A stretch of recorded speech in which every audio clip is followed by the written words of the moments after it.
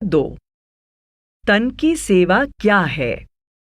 JP Vaswani फरमाते हैं, जो कुछ भी हमारे पास है, हमारा वक्त और हुनर, हमारी ताकत और तजुर्बा, हमारी दौलत और सियानत, हमारा ज्ञान और मान सम्मान, यहाँ तक कि हमारी जिंदगी भी हमारे ऊपर ऋण है, जिसे हमें उन लोगों में बांटना है जिन्हें इसकी हमसे ज्यादा जरूरत है।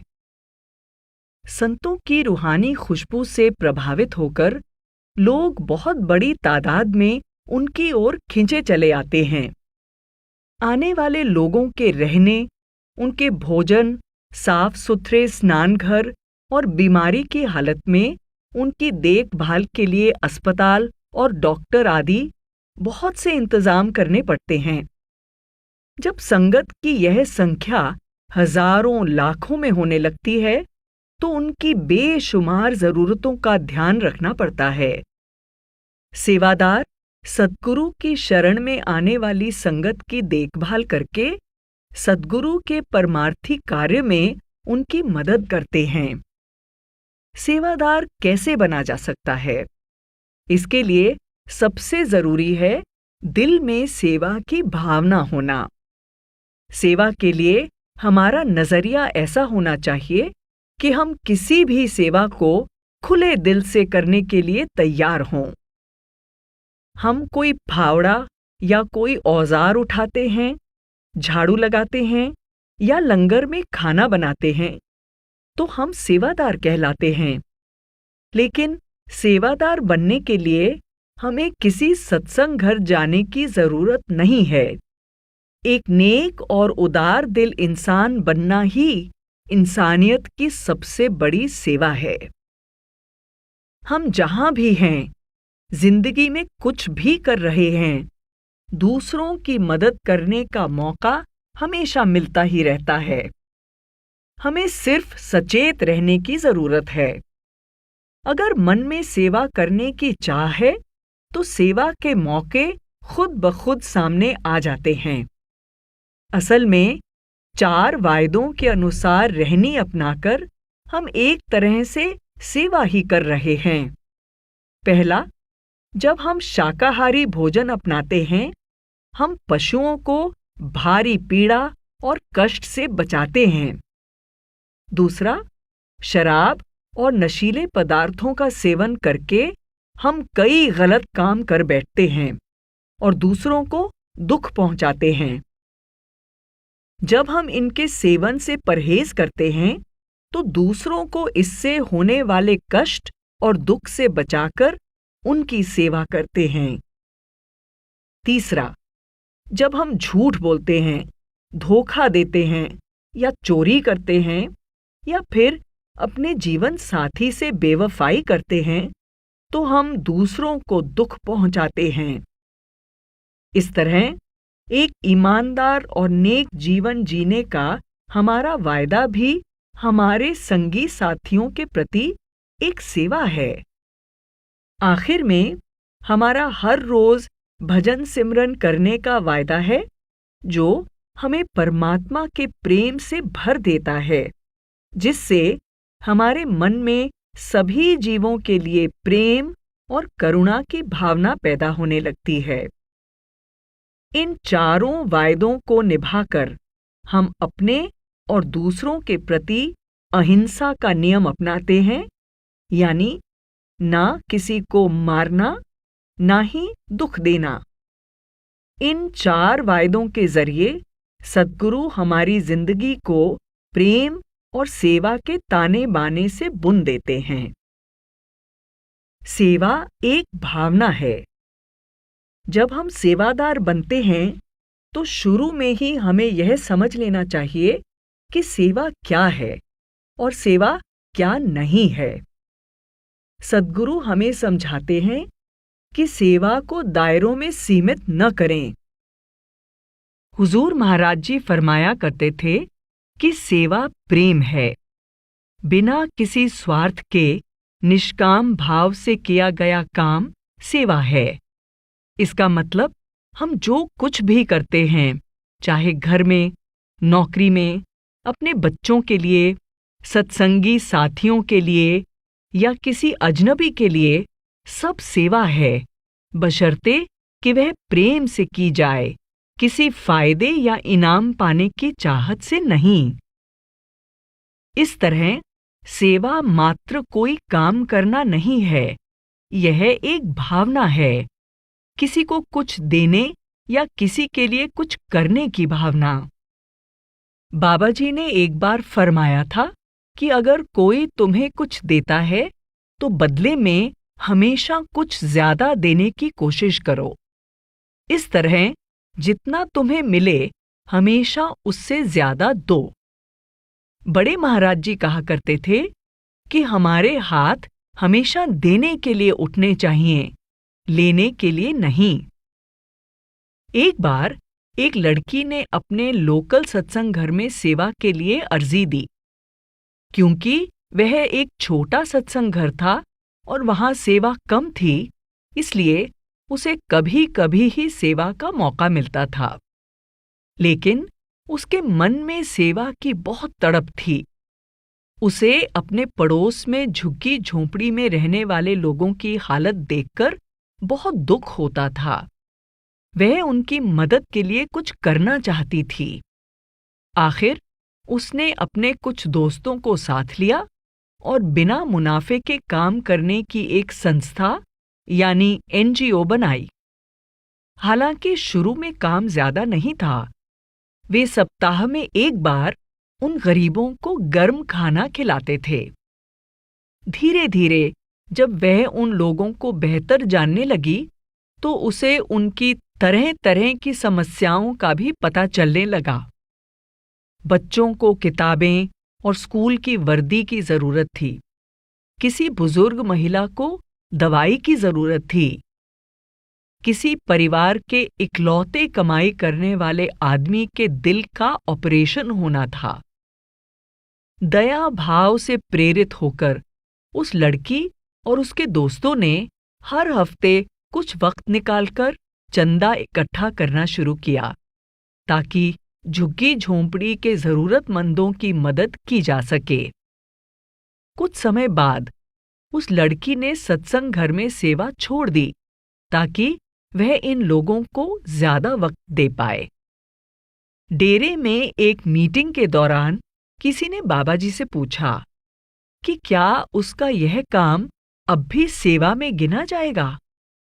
बाबा जी ने फरमाया कि हम लोगों की यह धारणा गलत है कि सेवा किसी धार्मिक संस्था से ही जुड़ी है। उन्होंने कहा कि सेवा एक भावना है। कोई भी काम जब निष्काम भाव से किया जाए वह सेवा है।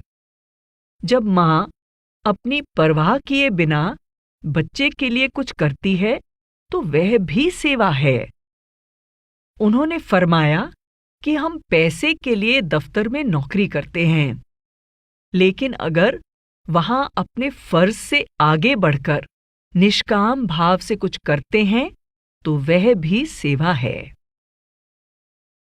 सेवा निष्काम होती है। संत महात्मा निष्काम भाव से की गई सेवा को ही असली सेवा कहते हैं। निष् का अर्थ है बिना और काम का मतलब है कामना, यानी बिना किसी निजी स्वार्थ के सिर्फ सेवा भाव से दूसरों की मदद करना। प्राचीन हिंदू साहित्य में एक दृष्टांत आता है। अर्जुन ने एक बार भगवान श्री कृष्ण से पूछा कि वह कर्ण को महान दानवीर क्यों समझते हैं। ध्यान दें, महाभारत में भगवान श्री कृष्ण अर्जुन के ममेरे भाई और आध्यात्मिक गुरु थे। कर्ण अर्जुन का मुख्य प्रतिद्वंदी था। कर्ण में ऐसा क्या है जो अर्जुन में नहीं? इसका जवाब देने के लिए श्री कृष्ण ने एक पहाड़ को सोने का बना दिया और अर्जुन से कहा कि वह इस सोने को पहाड़ की तलहटी में रहने वाले लोगों में बांट दे। काम की अहमियत को देखते हुए जोश में आकर अर्जुन पहाड़ खोद खोद कर सोना बांटने लगा। शुरू शुरू में वह गांव वालों द्वारा अपनी प्रशंसा और शुक्राने की बातें सुनकर बहुत खुश हुआ, लेकिन धीरे धीरे उसे महसूस होने लगा कि चाहे वह जितना भी पहाड़ क्यों न खोद ले, इसका सोना खत्म होने वाला नहीं है। थक हार कर उसने श्री कृष्ण से कहा कि अब उसे थोड़े आराम की जरूरत है। श्री कृष्ण ने यही काम कर्ण को सौंपा। कर्ण ने गांव वालों को बुलाया और कहा कि यह सोना भगवान श्री कृष्ण ने आप सभी को भेंट में दिया है। आप जितना चाहे सोना खोद कर ले जा सकते हैं। उसने गांव वालों की मदद के लिए अपने कुछ सैनिकों को इस काम में लगा दिया। इस कहानी में अर्जुन और कर्ण दोनों को सेवा का एक जैसा मौका दिया गया था, लेकिन कर्ण ने यह काम निष्काम भाव से किया। उसने न तो सोने के कीमती होने की परवाह की और न ही गांव वालों की नजरों में महान दाता बनने की। उसने केवल वही किया जो उसे करने के लिए कहा गया था। सेवा खत्म करके वह बिना किसी हिसाब किताब के, बिना किसी से कुछ उम्मीद रखे वापस चला गया। दूसरी तरफ जब अर्जुन को यह सेवा दी गई तो वह गांव वालों को खुद सोना बांटने के काम में लग गया, क्योंकि वह चाहता था कि उसकी प्रशंसा हो, उसे गौरव हासिल हो। इसलिए उसकी सेवा निष्काम नहीं थी। भगवत गीता में श्री कृष्ण द्वारा अर्जुन को दिए गए महत्वपूर्ण उपदेशों में से एक उपदेश यही है कि फल की इच्छा किए बिना कर्म करना चाहिए। कर्मण्येवाधिकारस्ते मा फलेषु कदाचन मा कर्मफल हेतुर्भूर मा ते संगोस्तव कर्मणि। श्रीमद् भगवद गीता। निष्काम सेवा के दो पहलू हैं, निस्वार्थ भाव और अनासक्ति, यानी बिना किसी लगाव के सेवा करना। निस्वार्थ भाव सेवा का मूल मंत्र है। जब हम सेवा करके किसी तरह का इनाम पाना चाहते हैं या अपनी शर्तें रखकर सेवा करते हैं, तो हम कुछ देते नहीं, बल्कि कुछ लेते ही हैं। सेवा का असली मकसद है अपनी हौमे को बीच में लाए बिना निस्वार्थ भाव से देना। लेकिन संत महात्मा हमें इससे एक कदम और आगे जाने की प्रेरणा देते हैं, यानी न केवल निस्वार्थ भाव से सेवा करना, बल्कि बेलाग होकर सेवा करना। यह दोनों बातें एक दूसरे की विरोधी दिखाई देती हैं। क्या सेवा करते वक्त हमारा दिल पूरी तरह उसमें नहीं होना चाहिए, या हमारे अंदर दूसरों के लिए हमदर्दी नहीं होनी चाहिए? सेवा के प्रति बेलाग रहने की क्या जरूरत है? महाराज जगत सिंह जी इसका पहला कारण बताते हुए कहते हैं कि किसी भी तरह का मोह, चाहे वह किसी अच्छे काम के लिए ही क्यों न हो, हमारी भजन सिमरन की असली सेवा में रुकावट बनता है। निष्काम भाव से दूसरों की मदद करना यकीनन बहुत अच्छा है, लेकिन हमें अपने आप को सिर्फ इसी के साथ नहीं जोड़ लेना चाहिए। हमें बिना लगाव के सेवा करनी चाहिए और इसे उतना ही समय देना चाहिए जिससे हमारे मन पर बोझ न पड़े। अपने दुनियावी फर्ज और जिम्मेदारियों को निभाएं, लेकिन अपने असल काम में जो भजन सिमरन के द्वारा अंतर में जाना है, उसमें लापरवाही न बरतें। बेलाग होकर सेवा करने की दूसरी वजह यह है कि किसी भी तरह का मोह हमें इस दुनिया से बांधे रखता है।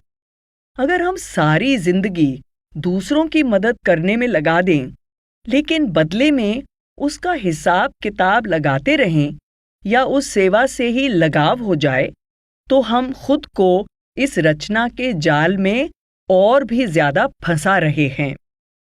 दूसरी तरफ, अगर यही सेवा बिना किसी स्वार्थ के, मकसद या उम्मीद से की जाए तो उसका हमारे मन पर कोई बोझ नहीं पड़ता।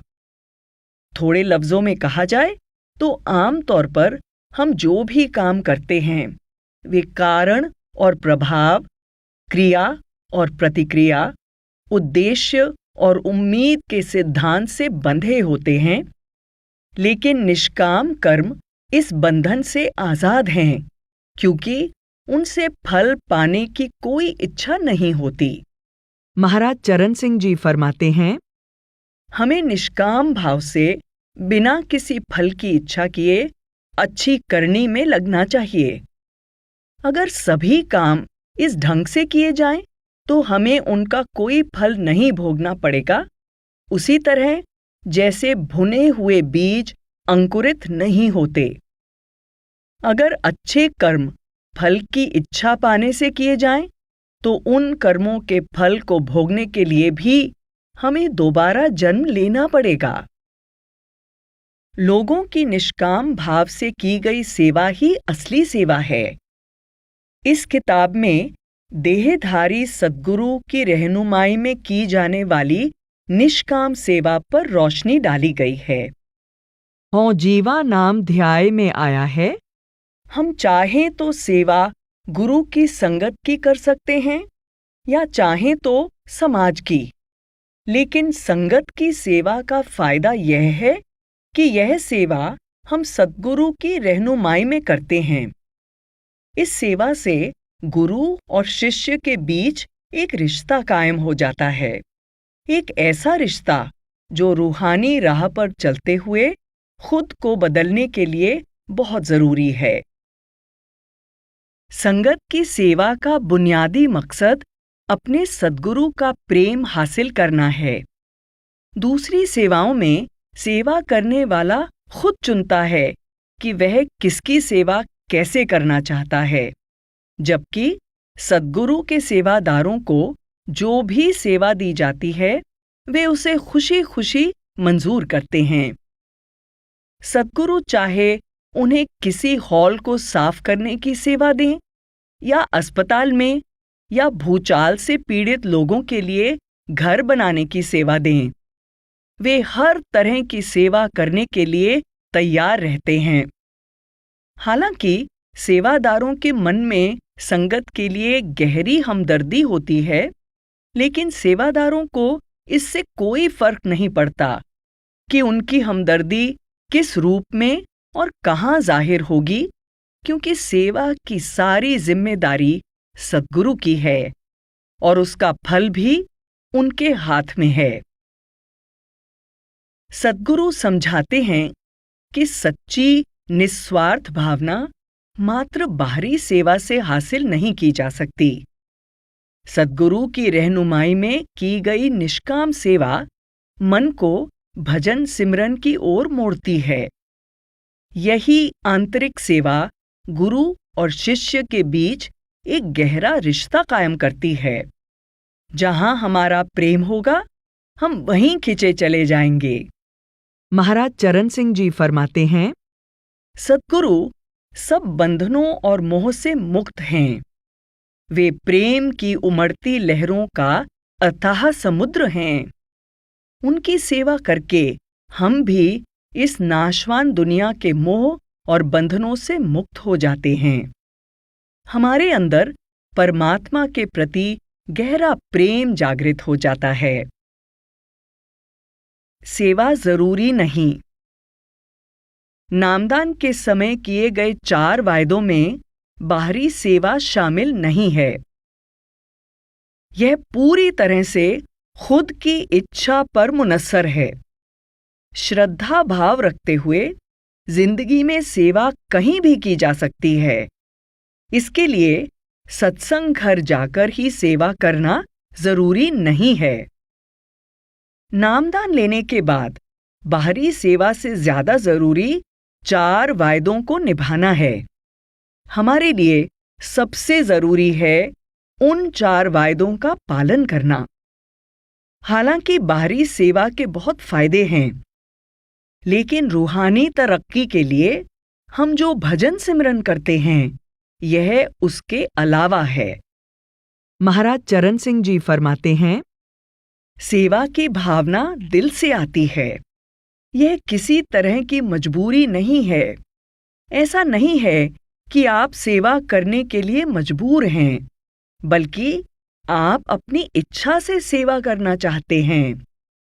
यह भावना अंतर से आनी चाहिए और सेवा करते हुए दिल में प्रेम भाव होना चाहिए।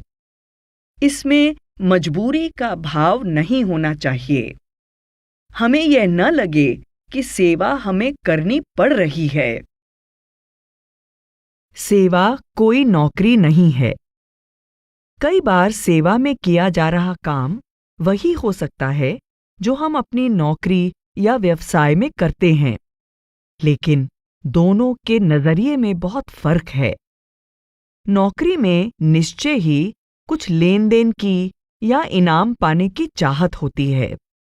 जो काम हम करते हैं उसके लिए तनख्वाह दी जाती है, और अगर हम ज्यादा मेहनत करके कुछ अच्छे परिणाम दिखाते हैं तो हमारी तनख्वाह बढ़ जाने की या हमारे ओहदे में तरक्की होने की संभावना होती है। लेकिन सेवा में हम तनख्वाह नहीं लेते और ना ही मेहनत के मुताबिक कुछ इनाम पाना चाहते हैं। हम अपनी सारी जिंदगी सेवा में लगा दें और हो सकता है कि हमें बाहरी तौर पर कोई फायदा दिखाई न दे, क्योंकि सेवा हम प्रेम में आकर करते हैं। नौकरी में हम अपने हुनर को बढ़ाते हैं, नई योग्यताएं सीखते हैं। नौकरी में यह जरूरी समझा जाता है कि हम अपना हुनर, अपनी कामयाबियां दूसरों को दिखाएं और उसके बदले प्रशंसा हासिल करें। हम मान बढ़ाई की तमन्ना रखते हैं, जबकि सेवा में हमारा मकसद अपने अहम या हौमे को मिटाना है। इसलिए हम अपनी कामयाबियों को जाहिर नहीं करते, अपने काम का दिखावा नहीं करते। नौकरी में महत्वाकांक्षी होना स्वाभाविक है। हमारी इच्छा होती है कि हम अपने ओहदे पर आगे बढ़ें, और अगर ऐसा न किया तो हमारी तरक्की रुक जाएगी। इसलिए सहकर्मियों में होड़ की भावना आम बात है। लेकिन सेवा में मुकाबले की भावना या महत्वाकांक्षा की कोई जगह नहीं। हमें जो भी सेवा दी जाए, हमें उसके लिए तैयार रहना चाहिए। हमें सेवा में अपने ओहदे की परवाह नहीं करनी चाहिए, क्योंकि सद्गुरु की नजर में सारी सेवाएं बराबर हैं। नौकरी में कई तरह की उम्मीदें और मांगें रखना स्वाभाविक है। मिसाल के तौर पर, अगर हम किसी कंपनी में किसी खास ओहदे पर पहुंच जाते हैं तो हम चाहते हैं कि हमारा प्रभाव और हमारा रुतबा दिखाई दे। जैसे पार्किंग में हमारे लिए खास जगह रखी जाए या हमें अपनी पसंद का ऑफिस मिले। अगर ऐसी उम्मीदें पूरी नहीं होती तो हम या तो उनका फैसला स्वीकार कर लेते हैं या फिर नौकरी छोड़कर किसी दूसरी कंपनी में चले जाते हैं। लेकिन सेवा में हम न कोई उम्मीद करते हैं और न ही अपने अधिकारों की मांग करते हैं। हम किसी खास सेवा के लिए दूसरी सेवाओं को मना नहीं करते। अगर हम ऐसी मांग रखते हैं और उनके पूरा न होने पर सेवा छोड़ने की धमकी देते हैं तो यह सेवा नहीं है। कुछ खास नौकरियों में नतीजों और आंकड़ों की काफी अहमियत होती है, जैसे उत्पादन की मात्रा, आमदनी, लाभ, बिक्री का लक्ष्य, प्रोत्साहन मिलना और कंपनी के शेयरों में बढ़ोतरी आदि। लेकिन सेवा में किसी तरह की गिनती नहीं होती। सद्गुरु कभी ऐसा नहीं चाहते कि हम उनके शिष्यों की संख्या बढ़ाने की कोशिश करें या हम ज्यादा से ज्यादा सत्संग घर खोलें। वह नहीं चाहते कि हम एक दूसरे से होड़ करें कि कौन ज्यादा काम कर रहा है। उनका ध्यान सिर्फ इस बात पर है कि हम बड़ी अच्छी तरह से संगत की सेवा करें। किसी भी नौकरी में इंसान के कौशल, काबिलियत और तजर्बे को बहुत अहमियत दी जाती है और उसे नौकरी के मुताबिक निपुणता हासिल करने के लिए बहुत मेहनत करनी पड़ती है। सेवा में कभी कभी ऐसा होता है, जैसे सॉफ्टवेयर लिखने के लिए कोई ऐसा व्यक्ति चाहिए जिसमें यह योग्यता हो, या फिर मेडिकल इमरजेंसी के लिए कोई योग्य डॉक्टर। लेकिन आम तौर पर बहुत सी सेवाओं में सेवादार उस काम की योग्यता नहीं रखते। तब हमारे सामने यह चुनौती होती है कि हम एक दूसरे की ताकत और कमजोरियों को ध्यान में रखते हुए बड़े सब्र, प्रेम, प्यार और आपसी सद्भाव से मिलजुल कर सेवा करें। आम तौर पर हम अपने व्यवसाय से इतना जुड़ जाते हैं कि कई तरह के जज्बात मन में उठने लगते हैं। हम किसी काम से नफरत करने लगते हैं तो कोई काम हमें अच्छा लगने लगता है। हम अपने आप को किसी खास ओहदे से जोड़ लेते हैं, लोगों की बातों से दुखी हो जाते हैं, प्रशंसा मिलने पर खुश हो जाते हैं, निंदा सुनकर तनाव में आ जाते हैं। लेकिन सद्गुरु हमें सेवा में लिप्त न होने की शिक्षा देते हैं। सिर्फ अपना काम करो और फल उसके हाथ में छोड़ दो जिसकी हम सेवा कर रहे हैं। नौकरी में हमारे मन में अपने बड़े अफसर के लिए या अपने से ऊंचे ओहदे वालों के लिए कोई ज्यादा प्रेम प्यार की भावना नहीं होती। उनके साथ संबंधों में निस्वार्थ भाव, समर्पण या शरण जैसे लफ्जों की कोई जगह नहीं होती। लेकिन सेवा तो दिल से की जाती है। हम अपने सद्गुरु से प्रेम करते हैं और अपने तन, मन और आत्मा से उनकी सेवा करना चाहते हैं। अब अगर कोई काम नौकरी में किया जाए और वही काम सेवा में किया जाए तो बाहरी तौर पर तो यह एक जैसा ही लगता है, लेकिन उनके प्रति हमारा नजरिया और हमारा मकसद अलग अलग होते हैं। हम में से बहुत से अपनी नौकरी खत्म करके सीधे सेवा पर आते हैं। इसलिए हमारे लिए अपने पेशे और सेवा में अंतर समझना बहुत जरूरी है। अगर हम सेवा में ऐसा बर्ताव करते हैं जैसे हम किसी कंपनी में काम कर रहे हैं और सेवा को अपनी नौकरी समझ लेते हैं, तो हम ऐसे फैसले ले लेते हैं जो सेवा में नहीं लेने चाहिए। ऐसे हालात में हम अपनी पसंद का डिपार्टमेंट चाहते हैं। हम अपना हक मांगने लगते हैं। हम अपनी कामयाबियों का दिखावा करने लगते हैं। हमारी एक दूसरे से होड़ लग जाती है। सही काम करने के बजाय हम अपने आप को सही साबित करने की कोशिश में लगे रहते हैं। हमारे अंदर ऊंचे से ऊंचा ओहदा पाने की लालसा आ जाती है। ऐसी भावना से दूसरों की सेवा करके अपने सद्गुरु को खुश करने के बजाय हमारा ध्यान खुद पर केंद्रित हो जाता है। सेवा प्रेम है। हुजूर फरमाते हैं कि सेवा अगर प्रेम है तो इसे किसी सीमा में नहीं बांधा जा सकता, क्योंकि प्रेम की कोई सीमा नहीं होती। यह नजरिया सेवा के मायने को अच्छी तरह बयान करता है। सबसे अहम बात है कि सेवा अगर प्रेम है तो इसे हर इंसान कर सकता है। हम किसी को यह नहीं कह सकते कि तुम सेवा के काबिल नहीं हो, फिर तो हम प्यार के काबिल भी नहीं हैं। अगर किसी डिपार्टमेंट में किसी खास हुनर की जरूरत है जो उस इंसान में नहीं है जो सेवा करना चाहता है, तो उसके लिए किसी दूसरे डिपार्टमेंट में जगह बनाई जा सकती है। सेवा में सभी को साथ लेकर चलना चाहिए। इसलिए हम लोग जो सेवा करना चाहते हैं, हमें ध्यान रखना है कि हम उसे किसी तंग दायरे में बंद नहीं करें। हमारे अंदर केवल वही सेवा करने की चाहत नहीं होनी चाहिए जिसके साथ कोई बैज, ओहदा या बाहरी तौर पर दिखने वाली कोई पहचान जुड़ी हो। एक सत्संग घर में किसी औरत ने, जिसकी उम्र 60 साल से ज्यादा थी, शिकायत की कि उसकी उम्र ज्यादा की वजह से उसे सेवा न देना उसके साथ बेइंसाफी है। लेकिन उसी सत्संग घर में 80 साल से भी ज्यादा उम्र का आदमी, जिसकी कमर झुकी हुई थी, हर रविवार को सत्संग वाले दिन जल्दी आ जाता था। उसकी कोई पक्की सेवा नहीं थी।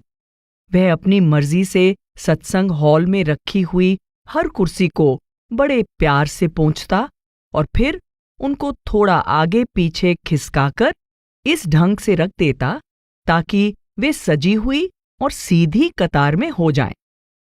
हुजूर महाराज जी के वक्त मिट्टी सेवा के दौरान एक औरत, जो आंखों की रोशनी न होने की वजह से ऊंची नीची जगह पर चलने से परहेज करती थी, इसलिए वह संगत के जूतों और उनके सामान की देखरेख करती थी।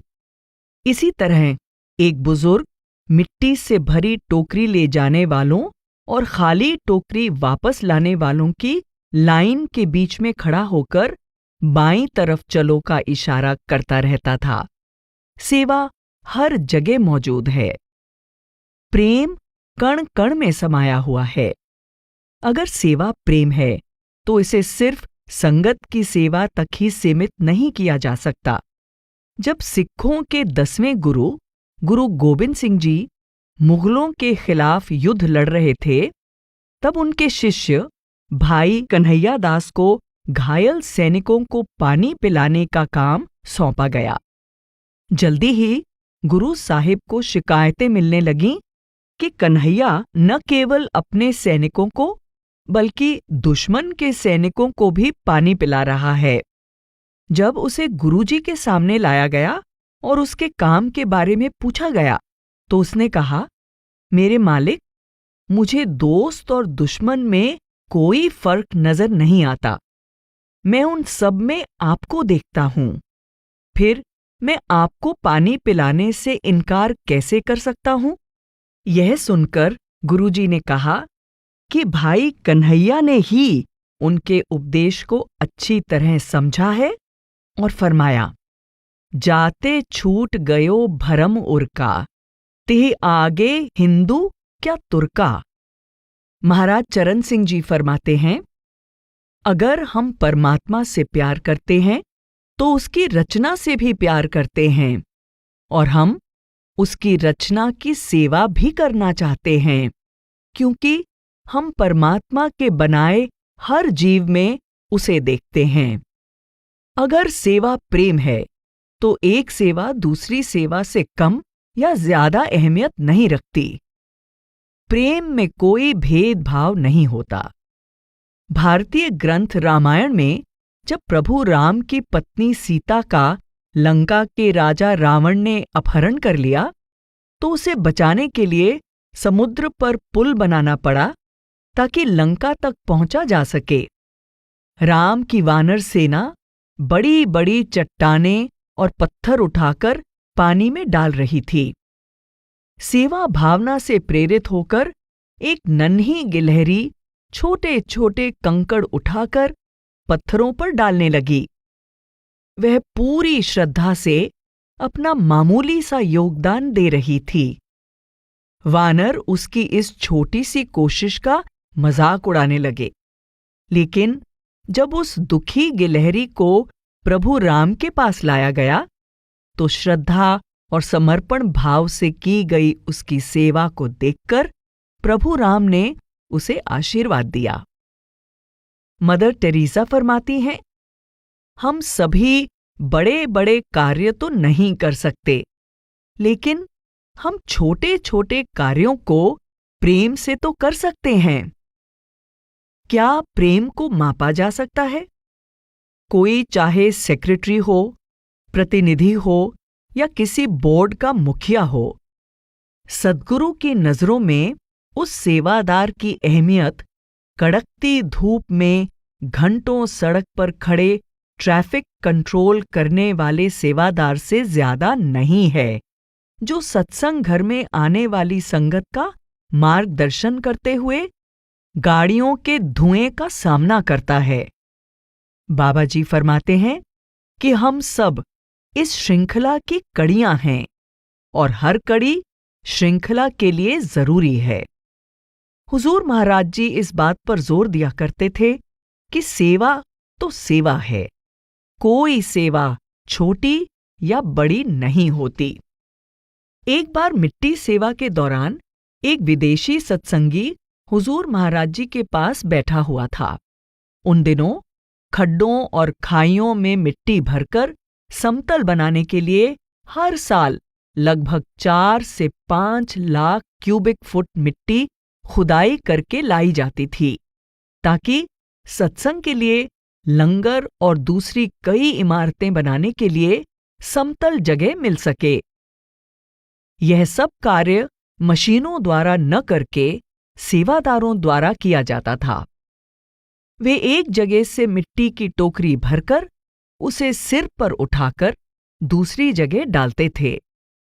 थोड़ी देर सेवा का काम देखने के बाद विदेशी सेवादार ने महाराज जी से पूछा, कुछ लोग टोकरियों में खूब मिट्टी भरकर लाते हैं, लेकिन कुछ ऐसे भी हैं जिनकी टोकरियों में मुश्किल से 2 मुट्ठी मिट्टी होगी।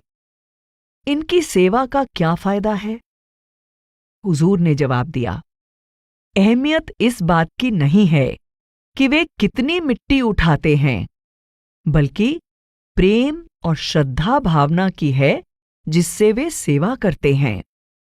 अगर सेवा प्रेम है तो हमें जितना भी नामुमकिन काम क्यों न दिया जाए, हम उस पर जीत हासिल कर सकते हैं, क्योंकि प्रेम द्वारा कुछ भी हासिल किया जा सकता है। बाबा जी ने एक बार किसी को बहुत बड़े डिपार्टमेंट की जिम्मेदारी सौंप दी।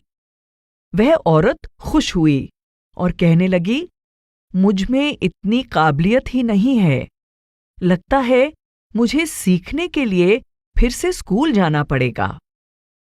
बाबा जी ने मुस्कुराते हुए कहा कि आपको क्या लगता है कि प्रेम को सीखने के लिए कहीं जाना पड़ेगा? इस तरह सद्गुरु हमें समझाते हैं कि प्रेम ही हमारी सबसे बड़ी ताकत है। यही एक बुनियादी योग्यता है जो हमें सेवा में लाना जरूरी है। जेपी वासवानी फरमाते हैं, क्या परमात्मा को हमारे काम की जरूरत है या उसे हमारे प्रेम की जरूरत है? परमात्मा केवल यह चाहता है कि हम उसके लिए प्रेम से काम करें। एक बार एक लड़की सत्संग घर में सेवा खत्म करके अपनी कार की तरफ जा रही थी। वह कुछ सेवादारनियों के पास से गुजरी जो पार्किंग के नजदीक लॉन में काट छांट कर रही थीं और सेवा करते करते बहुत प्रेम से आपस में बातचीत कर रही थीं। अचानक बूंदाबांदी होने लगी। सभी सेवादारनियां भागकर नजदीक के एक शेड में चली गईं, लेकिन एक बुजुर्ग बीबी सेवा में लगी रही। वह लड़की अपनी कार से निकलकर वापस उस सेवादारनी के पास गई और कहने लगी, बहन जी, जब तक बरसात बंद नहीं होती आप भी शेड के नीचे क्यों नहीं चली जाती? आपको ठंड लग जाएगी। बुजुर्ग सेवादारनी ने मुस्कुराते हुए कहा, जब बारिश जोर से होने लगेगी तो मैं भी शेड में चली जाऊंगी, लेकिन अभी तो सिर्फ बूंदाबांदी ही हो रही है।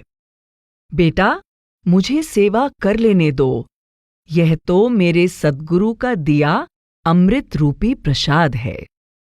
सेवा प्रेम है। लफ्जों द्वारा सेवा और इसके प्रभाव को बयान नहीं किया जा सकता। सेवा हर एक सेवादार का निजी और अनोखा सफर है। सेवा को सही मायनों में समझने के लिए हमें खुद इससे मिलने वाली खुशी और परेशानी का तजुर्बा करना होगा।